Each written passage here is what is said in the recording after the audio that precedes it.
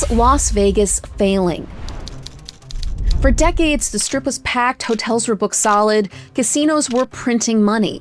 But fast forward to today, and Las Vegas is struggling. Visitor numbers have crashed nearly 10% since 2019, hotel occupancy is down, and revenue from gaming or gambling is flat. You might think their problems are all down to gaming apps like DraftKings or skyrocketing resort fees, the hit that they took in 2020, or even the recent tariff and international tourism mess. But contrary to popular belief, Vegas's real problems go way deeper than online gambling or a $50 fee on your hotel room. The truth is, Las Vegas has forgotten the psychology that made it so powerful in the first place, and I'm not talking about the lure of slot machines or blackjack. I'm Jen Kleinhens, and this is Choice Hacking. Today, I'm unpacking the psychological traps that have turned the Las Vegas Strip from the most desirable vacation destination in America into a place struggling with a deep identity crisis, with a tourism crisis to match.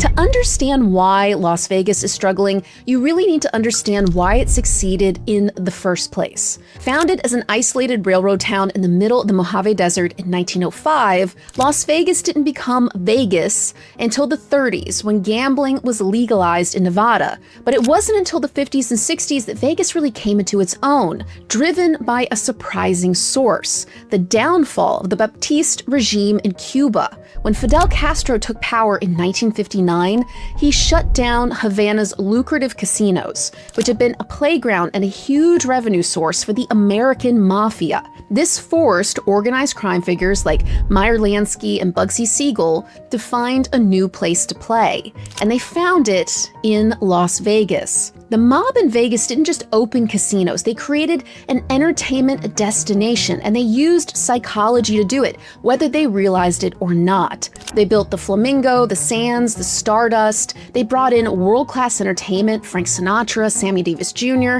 even Elvis Presley. And they turned gambling from a sketchy, illegal underground activity into something glamorous and exciting and aspirational. By the 1990s, Las Vegas had transformed into something bigger than just a desert stopover where you could place a few legal bets and listen to Dean Martin. People didn't go to Vegas to responsibly budget their vacation dollars. They went to forget their real lives for a weekend, to have fun and act a little bit out of character. You might get married on impulse, like Britney Spears, or lose a few $100 on blackjack without thinking, or have a weekend fling, or get a tattoo you might regret. There were really three main psychological factors that made Las Vegas, at its height, so successful. First, Vegas very consciously created an alternative reality. You might call it a brand, where normal rules didn't apply. You could be somebody else for a weekend, a high roller, a gambler, a rule breaker, or a Rat Pack wannabe.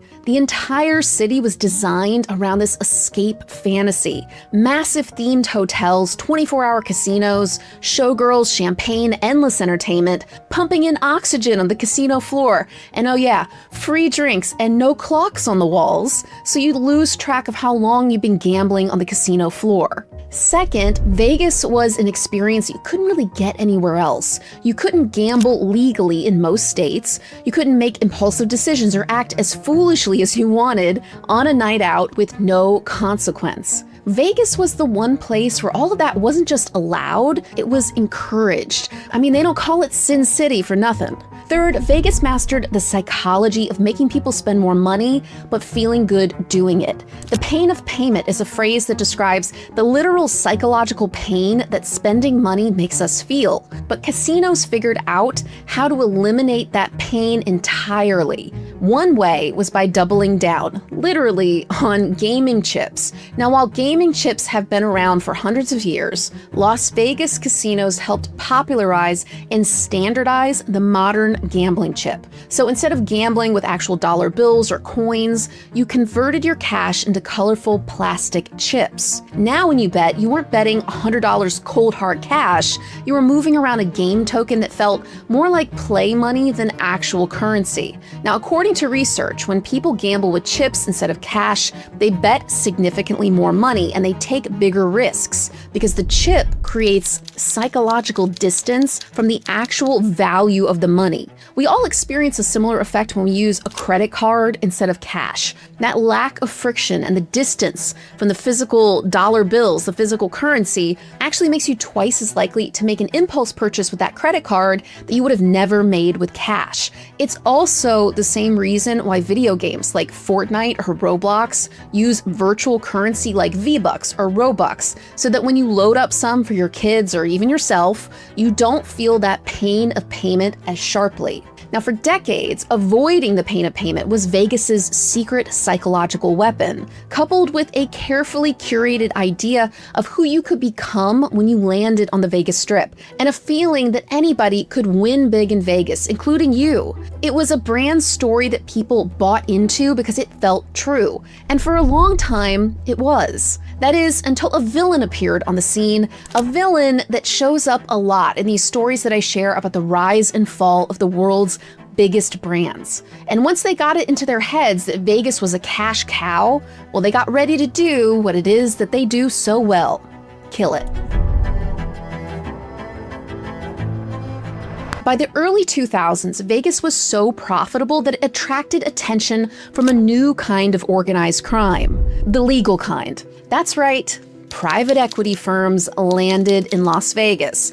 Private equity firms make their money by buying businesses and cutting costs, extracting cash, and either selling them at a higher price or, more likely, running them into the ground while maximizing short-term profit. Basically, milking established brands for all they're worth and then discarding the husks. Now, we've all seen this play out time and time again, and I've done more than a few episodes on beloved brands that met untimely ends because they made deals with the private equity devil, like Blockbuster, Toys R Us, Borders Books and Music, and many, many more. It's why so much of the world around us feels enshittified right now. When your favorite brand sells out to private equity, it gets worse. And that's not a bug, that's a feature. Firms like Apollo Global Management, Blackstone, and others started buying up Vegas casino properties.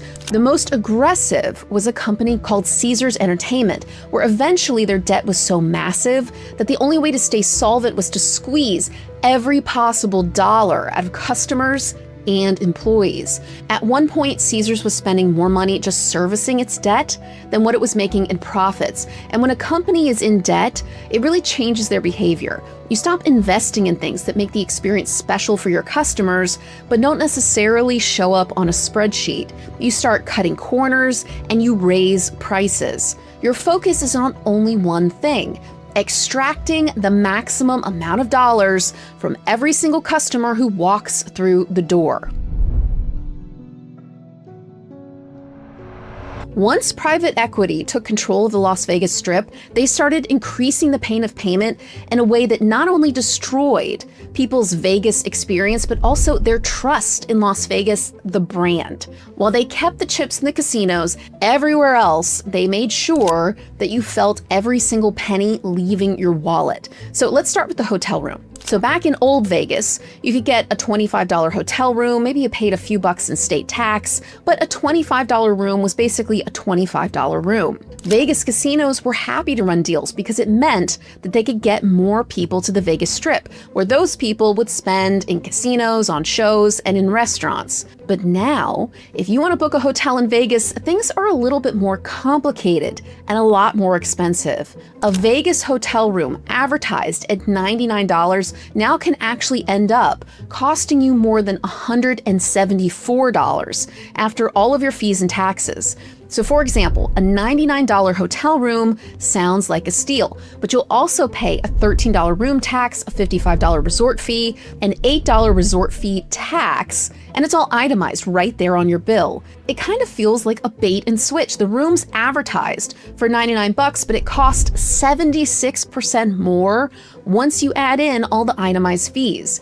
The private equity companies that own the casinos aren't adding and then itemizing all these fees in the name of transparency or because they understand buyer psychology. They do it because they're operating as intended, designing their experience to hit short-term profit goals instead of long-term profitability. You see, they itemize all these fees and taxes because they're actively trying to hold back some of the money that the hotel booking platforms like Expedia, where a lot of these hotel rooms get sold, get in commission. A commission, which is a percentage of what customers pay on the base price of the hotel room, not the total price. That includes the fees. So if you itemize everything, the casinos pay less to those booking platforms. But the thing is, these itemized bills from a buyer psychology perspective shoot the casinos straight in the foot because they increase the pain of payment. You're not paying for a hotel room once, you're paying for it 5 times.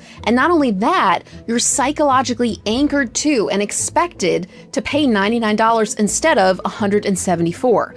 You don't have to be a behavioral scientist to realize that's not a recipe for happy returning customers. If Vegas had just charged you $174 up front and called it the Vegas Experience Package, you'd feel like you were getting a better deal than seeing it broken into 5 different line items and then feeling like you were tricked by the $99 base price. And it gets worse. Leave the hotel and go to a restaurant on the Strip, and your bill isn't just the food and a tip and a tax, which for some people is enough frustration, especially if they come from a culture that doesn't do tipping. You're also getting hit with a 5% concession fee, a service fee, a CNF fee, even a COVID recovery fee on top of taxes and tips. And here's the kicker. Half the time, if you ask a restaurant to remove one of these fees, they will, because the fees don't actually pay for anything related to your experience. They're not paying employees or paying the government. They're just throwing these fees on the bill to see if a tired tourist who doesn't know any better will object or just default to paying the whole thing. And in a thin margin business like hospitality, an extra 5% fee tacked on every bill makes a huge difference to how much money they make at the end of the day, even if half of the people that get that fee ask for it to be removed. But just like those resort fees, it's a short boost in sales, but it does long-term damage to customer trust. You go to Vegas to feel special, to escape, to marry someone you've known for 12 hours, or to have a forgotten weekend, or even watch a Formula One race. Instead, you feel nickeled and dimed everywhere you turn, with what appears to be bait-and-switch tactics that fool you into thinking you'll pay less than you actually end up paying. Every transaction becomes a painful reminder that Vegas is no longer about giving you an experience. It's about taking your money with less of a Vegas experience in return. Most people could probably forgive all those fees if Vegas was still selling the illusion that anyone could win big, including you. But the private equity firms stuck their spreadsheet jockeys in there too, degrading the actual gambling experience and making it harder for folks to win anything at all, but then reducing the payouts when they do actually win. In the early 2000s, strip casinos started taking out table games like blackjack and craps and roulette and replaced a lot of them with digital slot machines. Is it because people prefer them? No, it's because digital slot machines can be, and let me be very careful and precise about this, tweaked within the bounds of legal regulations to increase the odds in favor of the house. So basically, the casino makes more money on gamblers. Table games like blackjack, craps, and roulette only give the casino about a 2% advantage over players, but slot machines can give the house up to a 10% advantage over players. That's 400% more of an advantage. Not only that, since 2004, when private equity firms started moving into Vegas in force, slot machines on the Strip have gone from a slot hold, the percentage of money wagered on slot machines that the casino keeps over time, of $6.52 per every $100 gambled to $1.04. That's a 23% increase in profits just by updating software and fine-tuning an algorithm. So think about what this means for a second.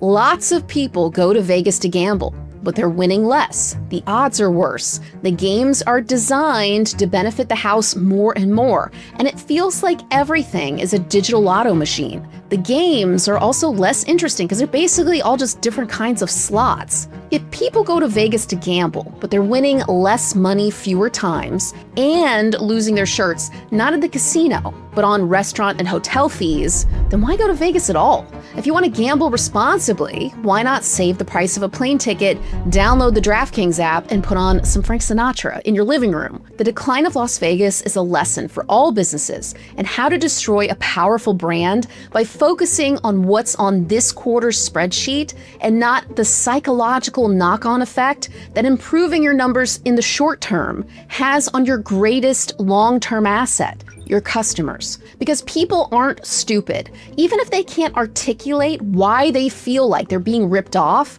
they can absolutely feel when they're being fooled and manipulated and taken advantage of. They can sense when a brand has moved from, we want you to have an amazing experience and we're so happy you're here, to how much can we squeeze out of your wallet when you're not looking. Every decision that you make as a business sends a message to your customers. So when Vegas started sneaking a pile of fees on your bill, they were sending a very clear message. They were saying, we don't respect you. We bait and switch your prices to save us sending another nickel to Expedia. We'll even lie to you if it makes us more money. We don't care if you feel good about being here. Old Vegas made spending money feel easy and fun, and you could be somebody else for a weekend because you were treated like someone else for the weekend, gambler or not. But now, Vegas isn't treating you like a high roller who doesn't need to check their bank balance. They're making every single purchase hurt. More expensive hotels and food, more slot machines and table games that pay out less, nonsense fees everywhere you turn. Vegas treats people worse, but it costs those people more. And in the end, that's going to cost Las Vegas billions of dollars. If you enjoyed this video, YouTube thinks you're going to love this one next. I'm Jen Kleinhens, and I'll see you in the next one.